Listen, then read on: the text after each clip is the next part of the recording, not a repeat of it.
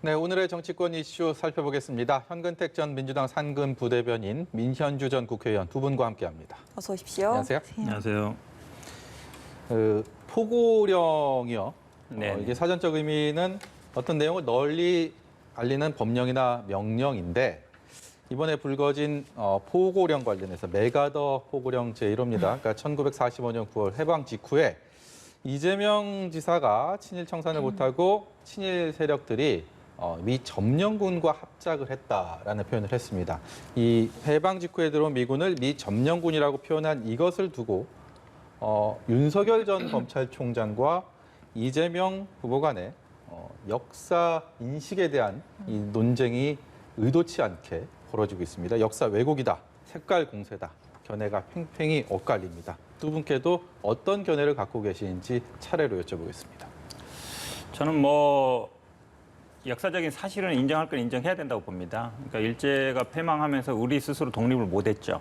그러다 보니까 이제 미군은 어쨌든 38도선 이남에 진주하게 된 거고요.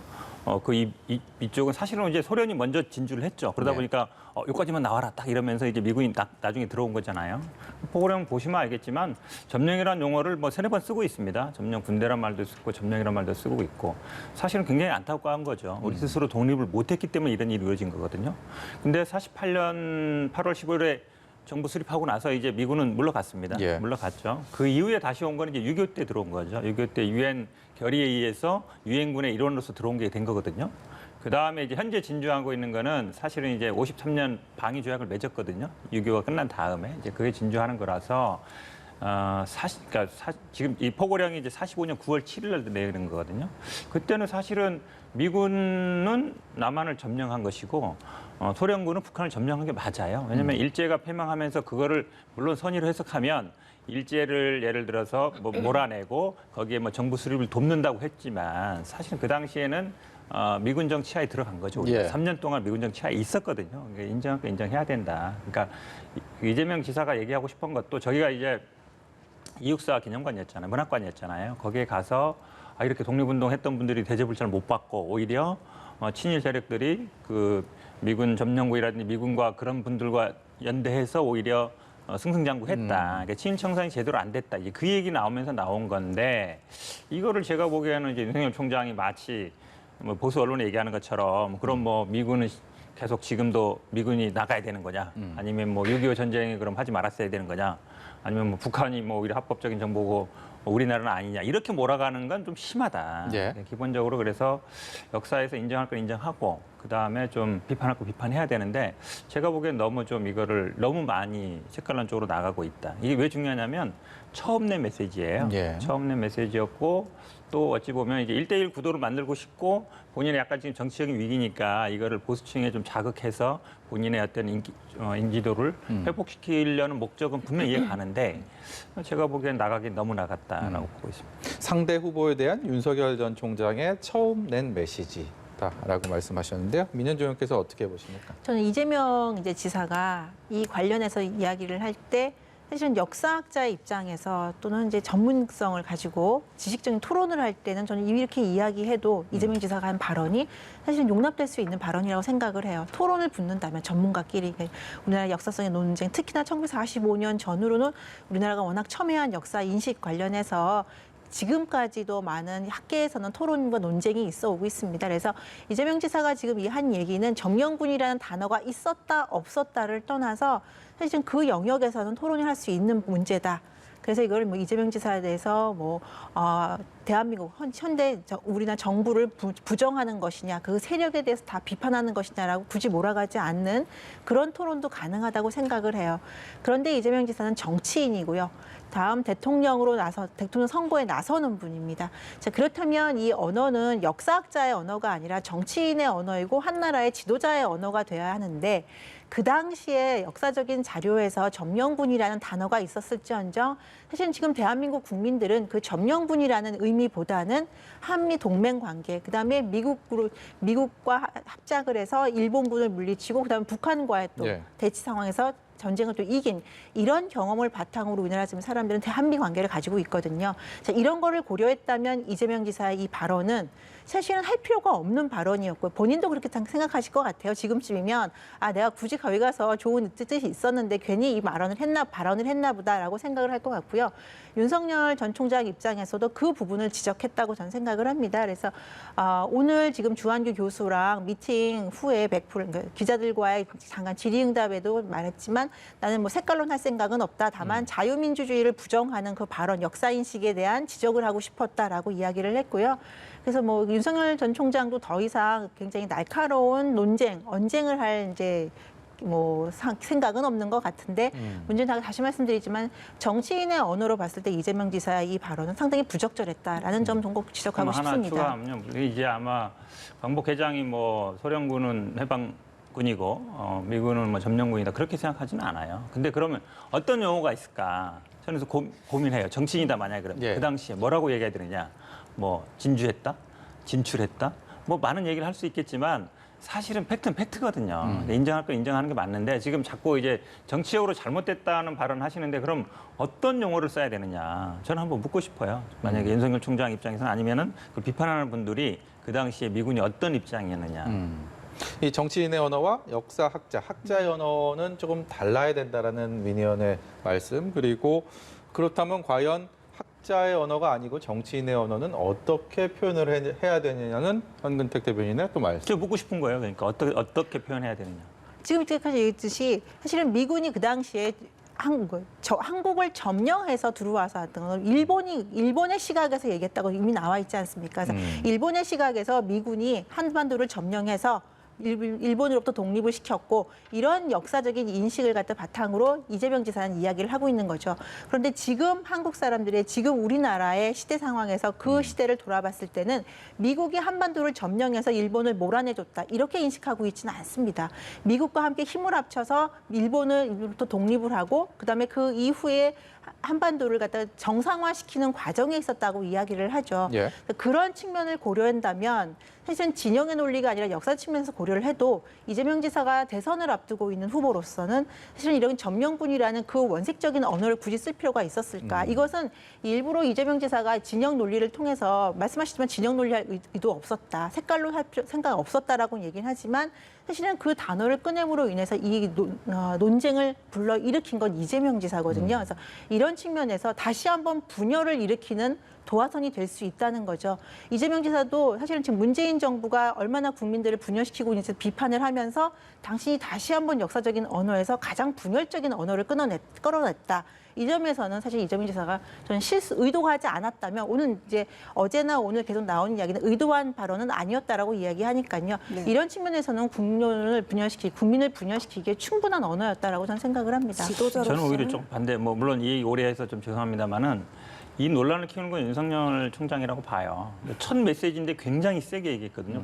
보면 그 문장을 보면 지난번에 출마 선언만큼 굉장히 자극적인 단어를 많이 사용하고 있어요. 이게 사실은 논란을 누가 더 키웠느냐. 사실 이재명 후보 같은 경우는 그냥 거기 가서 그냥 한 발언이에요. 지나가는 발언을 한 거거든요. 뭐 논평으로 낸 것도 아니고 보수 언론이 공격하니까 거기에 이제 윤석열 총장이 좀 호응하는 입장이었는데 굳이 제가 보기엔 그렇게 할 필요가 있었냐는 생각이 들어요. 예, 그래서 이재명 지사도 뭐 윤 전 총장에게 좀 구태 색깔 공세다 이렇게 표현을 하기도 했고 그런데 여권에서도 뭐 이낙연 전 대표, 정세균 전 총리는 뭐 비슷한 말씀이시더라고요. 지도자의 자격이 없다라고 공세를 이어가는데 이 부분에 대해서 어떻게 생각하십니까? 아마 이게 오늘 토론회에서 나올 수 있는 얘기예요. 나올 수 있는 얘기를 보는데 사실은 뭐 저는 나쁘다고 보지는 않습니다. 왜 그러냐면 사실은 이게 우리가 인정은 잘 안 하지만 사실 그때 지금 아까 민 의원님 말씀도 그 당시에 뭐 미군이 우리나라와 협력해서 뭐 일본을 몰아냈고 그거 자체가 성립이 안 되는 구조예요. 예. 우리 스스로 어찌 보면 물론 우리 독립군들도 우리나라에 진주하려고 했지만 못했잖아요. 자체 자생적으로 한 게 아니라 일제가 패망하면서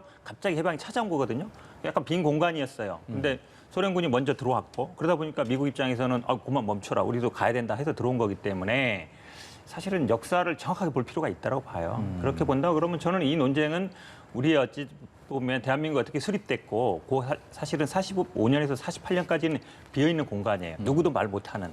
우리 스스로 얘기했을 때는 굉장히 어찌 보면 부끄러운 역사일 수 있는데 그 부분에 대해서는 좀 냉정하게 얘기할 필요는 있다. 저는 뭐 나쁘지 않은 논쟁이라고 보고 있습니다. 국민의힘에서는 공세 수위를 굉장히 높였는데 이게 장기적으로 이어질 거라고 보십니까? 아니면 좀 휘발성으로 확 타올랐다가 좀 사그라드는 그런 모양새로 흘러갈 거라고 보십니까? 사실은 이재명 지사가 그 이후에 페이스북이나 뭐 이제 언론을 통해서 나온 이야기들을 보면 이 확전을 원하는 것 같지는 않아요. 그래서 저는 이 이슈가 뭐 점령군 이슈가 그렇게 이제 오래 갈 거라고 생각은 하진 않지만 예. 반복적으로 아마 본선에 가더라도 만약 이재명 지사가 민주당의 후보가 돼서 본선에 간다면 다시 한번 정치 역사적인 이슈가 다시 제기가 될 거고요. 굉장히 예. 중요한 역사관이죠. 우리나라 현대 정부가 우리나라 이제 정부가 만들어진 대한민국 정부가 만들어진 그 시기의 문제이기 때문에 관련해서는 다시 한번 분명히 논쟁이 될 거라고 생각을 합니다. 근데 하지만 대선 전반을 뒤흔드는 이슈는 아직은 예. 아니다라고 생각을 합니다. 예, 민주당 경선 얘기 좀 해보겠습니다. 오늘 처음으로 단일화가 이루어졌습니다. 정세균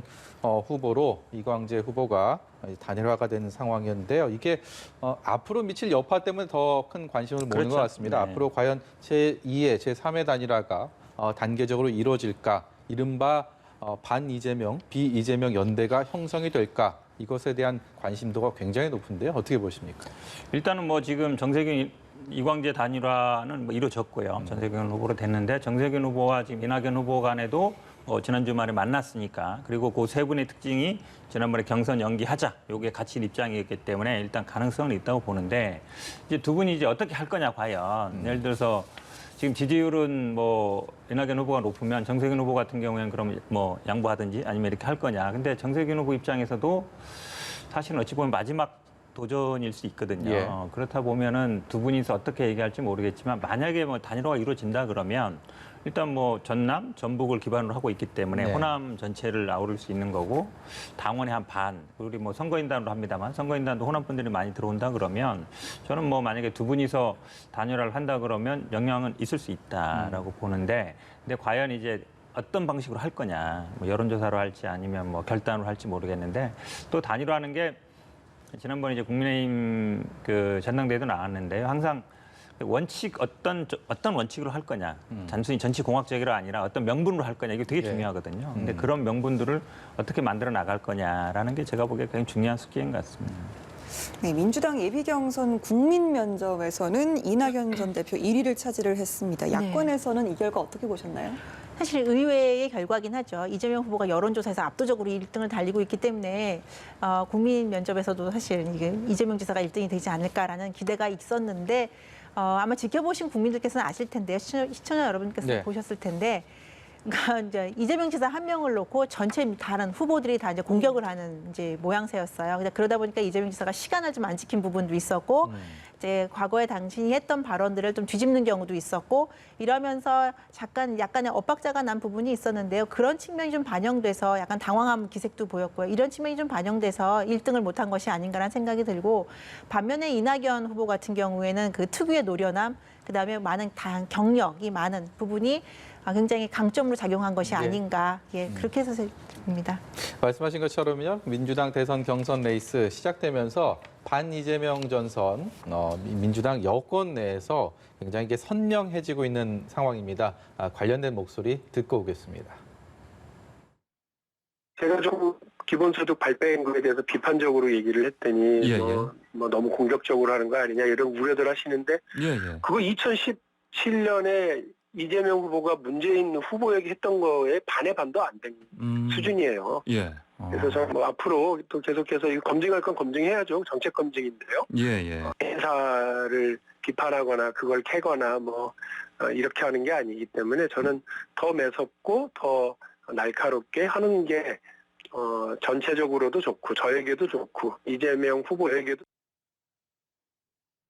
네, 박용진 후보의 목소리 듣고 오셨는데요. 실제로 첫 TV 토론회에서는 이제 기본소득 관련해서도 그렇고 다른 주제들도 이재명 대 반 이재명 구도가 굉장히 좀 뚜렷했습니다.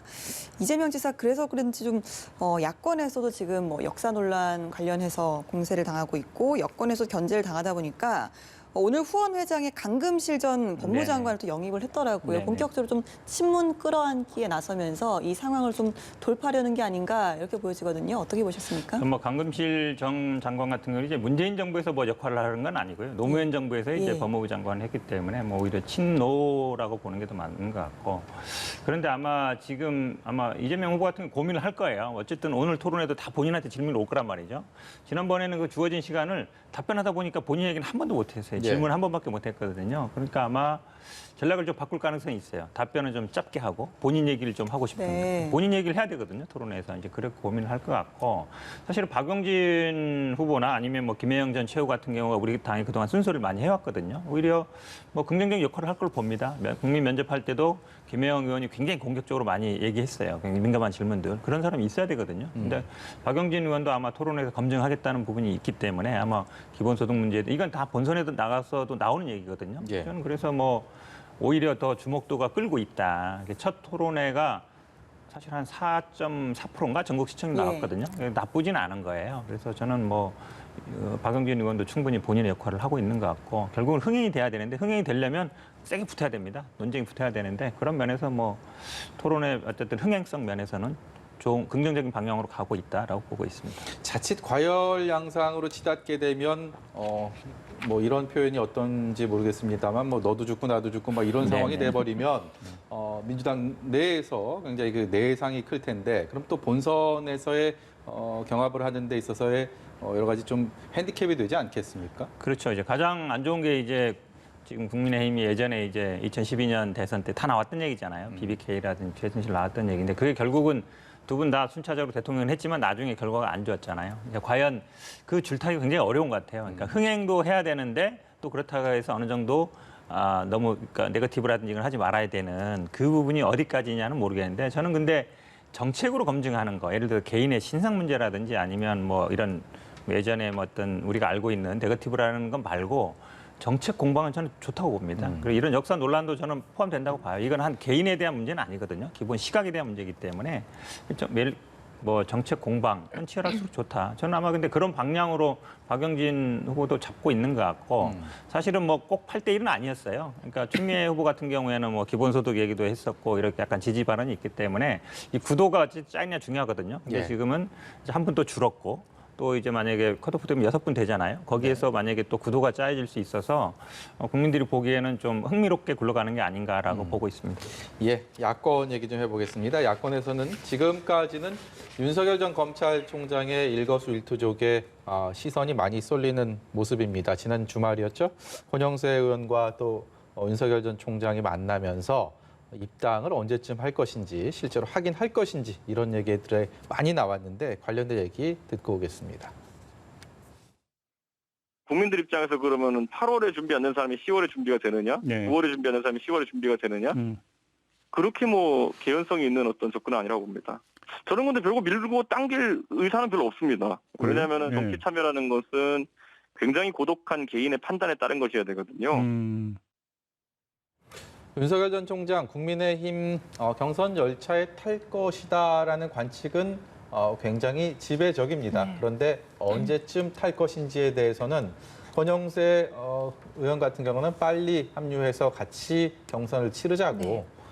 윤석열 전 총장은 아직까지는 그 시기가 아니다라는 판단을 하고 있는 것 같습니다. 어떤 면이 가장 큰 그런 주저하고 있는 이유라고 생각하십니까? 전 사실 윤석열 전 총장이 입당하는 시기는 좀 가장 좋은 1차 시기는 놓친 것 같아요. 그게 어떤 저 개인적인 생각에서 이준석 당대표가 전당대회에 전후로 해서요.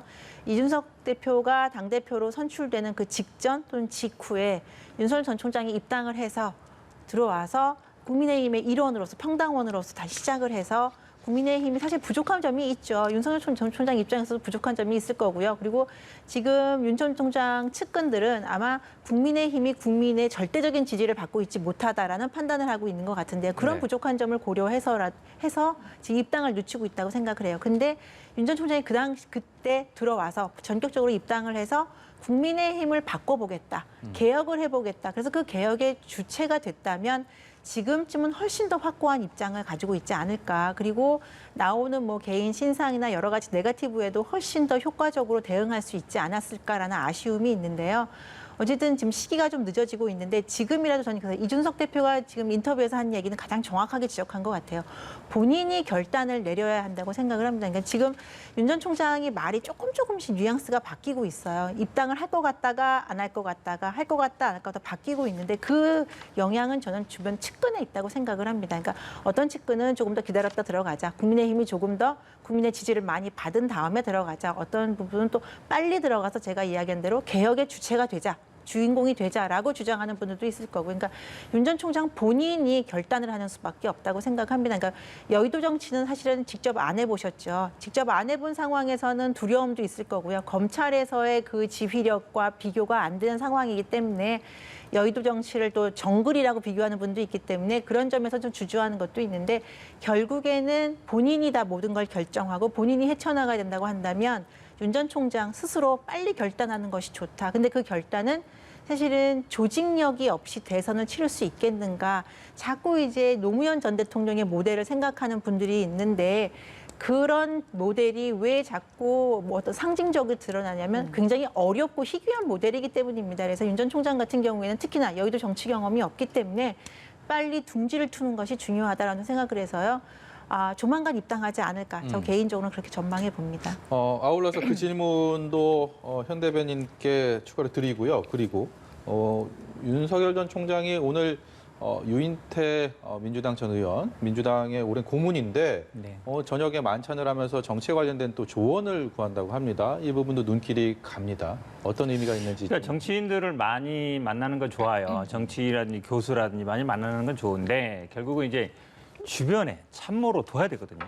지금 아마 선거 캠프 얘기 뭐 대변인이라든지 면이 나오는 거 보면 대부분 이제 정치는 잘 모르는 분들이 가 있어요. 그러니까 이건 약간 어찌 보면 정치를 별로 안 좋게 보고 있는 거거든요. 정치에 대한 혐오증이라. 예전에 이제 안철수 대표도 그런 길을 갔었었는데 근데 지금 정치 참여하고 대통령을 하겠다라고 하고 있으면 사실은 정치를 아는 분들을 주변에 둬야 됩니다. 정무적으로 이렇게 정치라는 게 나쁜 게 아니에요. 결국은 정치하겠다고 했잖아요. 근데 정치는 다 잘 모르는 사람만 옆에 두고 있는 거예요. 그러니까 어찌 보면 이제 대응이 잘 안 되고 있는데 저는 뭐 사람 만나는 거 이제 그만하셔도 된다라고 보고 말씀하신 것처럼 사실 국민의힘에 뭐 들어가든지 아니면 주변에 그 뭐 있는 사람들 많거든요. 실제로 이 대선을 해본 분들이 굉장히 많이 있어요. 근데 그런 사람들을 주변에 두셔야 돼요. 근데 다 보면은 선거를 안 치러보고 그냥 뭐 변호사 아니면 그냥 뭐 평론가 이런 사람들은 사실 대응이 안 돼요. 이 대선이라는 거는 한 일국의 대통령이 되는 거잖아요. 굉장히 큰 어찌 보면은 싸움인데 자꾸 뭐 무슨 비공개 행사하고 누구 만나고 뭐 어디 가고 그걸로 과연 정치를 할 수 있겠느냐. 저는 좀 주의 깊게 본 것도요. 지금 화면 나올 때도 기자들이 아마 명함만 주고받지는 않았을 거예요. 물어본단 말이에요. 근데 물어볼 별로 답변을 안 했다는 거예요. 그 다음에 뭐 무슨 어디 가는데도 비공개 행사로 하고 예. 그러면 사실은 정치 참여 선언하는 의미가 없죠. 정치 참여 선언하면 사람 만나는 건 비공개지만 어디 행사장에 가는 거는 비공개라는 건 말이 안 돼요. 그러니까 뭐 가서 기자들이 당연히 묻겠죠. 장모 얘기 묻고 아니면 뭐 언제 입당하냐 물을 텐데 그 사실은 답변을 해야 돼요. 답변 예. 못할 거면은 정치 안 하는 게 맞죠. 네. 근데 제가 보기엔 뭐 아직도 제가 보기엔 그냥 계속 맴돌고 있다 주변에만. 어찌 보면 빨리 이제 정치 하겠다 말은 했지만 몸은 제가 보기에 아직 정치할 준비는 안 돼 있는 것 같아요. 이제는 좀 결단과 행동이 좀 필요하다라는 두 분 말씀이었는데요. 최재형 전 감사원장이죠. 이번의 행보에도 좀 관심이 쏠리고 있습니다. 이번 주에 권영세 의원이 이제 최 전 원장과 만남을 추진하는 걸로 알려지고 있는데요. 네. 과연 이제 많은 분들 궁금해하는 것 중에 하나가 윤 전 총장 전에 입당을 할 것이냐 이 부분인 것 같아요. 어떻게 보시나요? 그러니까 지금 최재형 원장에 대한 전 원장에 대한 국민의힘의 기대나 일부 국민들의 기대는 그거죠. 이제 윤석열 전 총장이 혹시라도 이제 정치를 갖다가 멀리한다거나 아니면 다른 어떤 변수가 생겼을 때 또 다른 새로운 주자로서 최재형 원장이 또 역할을 하지 않을까라는 기대였는데요.